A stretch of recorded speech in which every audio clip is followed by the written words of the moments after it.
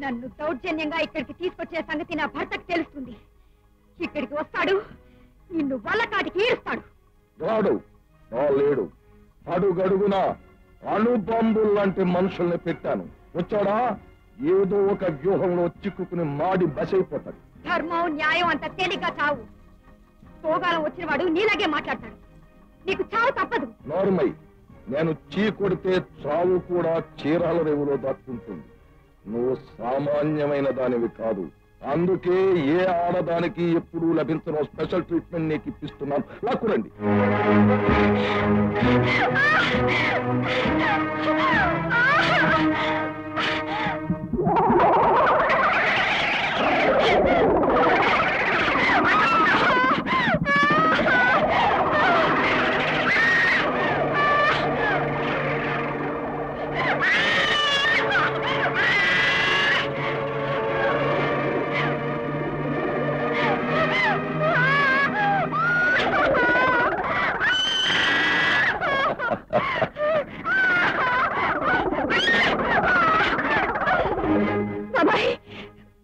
ఏమిటమ్మా కళ్యాణి?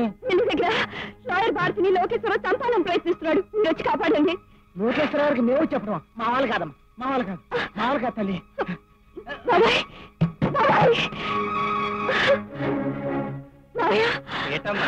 అక్కడ మిల్లులో లాయర్ భారతిని చంపాలని చూస్తున్నాడు లోకేశ్వరరావు.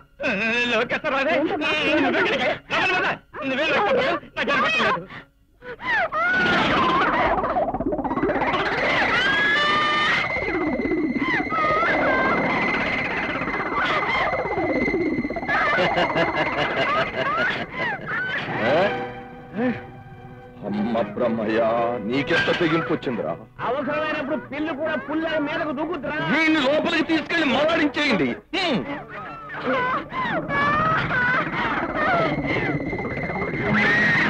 ఎలాగుంది స్పెషల్ ట్రీట్మెంట్?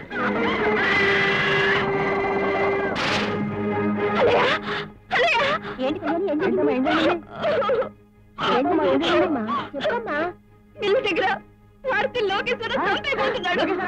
అయ్యో వెనకోసారి గొడవట్టుకుంటే 3 జరువులు లాగిచ్చాడు. మాకే సంబంధం.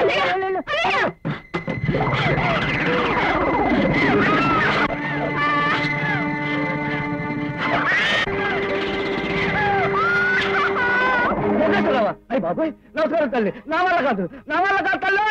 వద్దు తల్లి. అయ్యి బాబాయ్.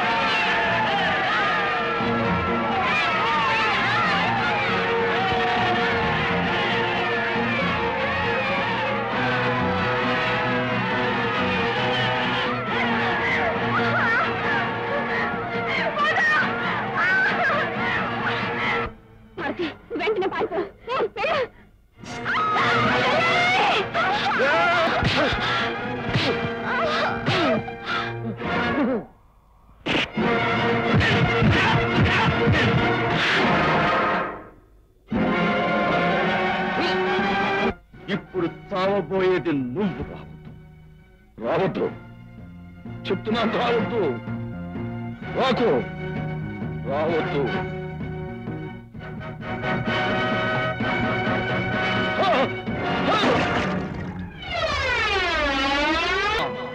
అహింసామూర్తులైన నీ ఎదుటే ఈ నీచుడు సమాధైపోయాడు. ఇలాంటి దుర్మార్గులు ఎక్కడా ఏ గ్రామంలో మళ్ళీ మళ్ళీ పుట్టకుండా నువ్వే బాధ్యత తీసుకో మహాత్మా.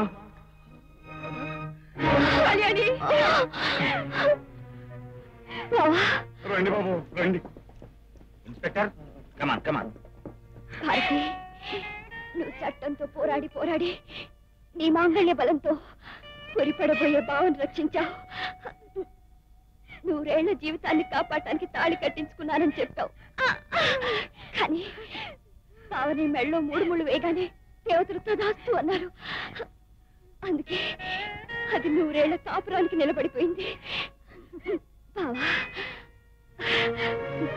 మీరిద్దరూ సుఖంగా